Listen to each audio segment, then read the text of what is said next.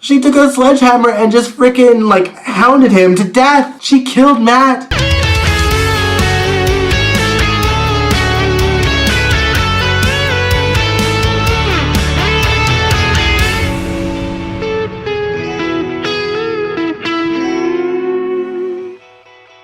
How's it going, guys? Welcome to my American Horror Story Season 6 after show. I don't even know where to begin with this episode. I was just, like, in a state of, like, not wanting to look at my screen because everything was so, like, This episode was not for the squeamish, you guys. So many gruesome deaths, so many torture scenes. I was just, like, I could not look at my TV, you guys. Basically, the episode starts off with the production crew in the trailer watching what's going on. Of course, they missed the part where Rory got stabbed, except for the cameraman. He caught that. But just before Mr. Douchebag producer can look at the footage, one of his crew members gets killed outside of the trailer. Agnes is back and going on a killing spree. She murders the assistant, the producer, and the cameraman. Chops them up with an axe. Meanwhile, the actors are still convinced that the producer is behind Rory's disappearance, despite seeing the blood on the floor. Shelby, Matt, and Lee are just looking at these idiots like, okay, alright, it's not real. This is all fake. Looking at each other like, they gonna die. Cuba Gooding Jr. is just a complete douchebag throughout this whole thing. He's got himself a body camera hanging from his neck.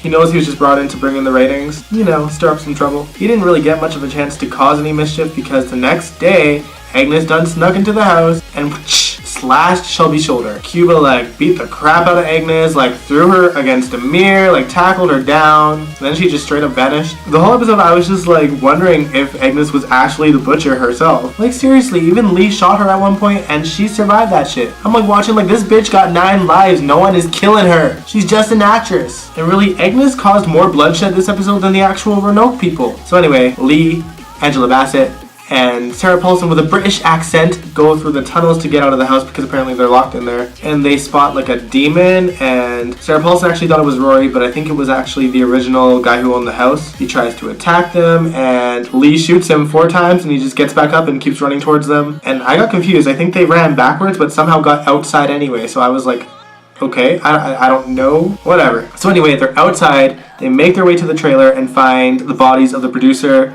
and the assistant and the cameraman. None of them have cell phones. There's no laptops anywhere. The car is dead. Of course, that's when all the crazy shit starts happening. The blood moon is up in the sky. They actually start seeing torches everywhere. Finally, the actors and actresses are believing that this shit is real. Even more so when Sarah Paulson bumps into Rory's body, which is hanging up in the trees. And so her weeping, crawling ass gets the 3 of them kidnapped by the crazy hillbilly family, who seem even crazier in real life than they were in My Roanoke Nightmare. So the mama and the 2 remaining sons just torture the hell out of the 3 of them. They start seasoning Lee's leg and just chop it up, serve it for dinner for Angela Bassett and Sarah Paulson. They didn't know what it was at the time, but they weren't going to eat it anyway until they started shocking the crap out of them. Once again, I'm just like cringing at my TV. I'm like looking away. I'm like, I can't do this. I don't want to do this. I don't want to watch.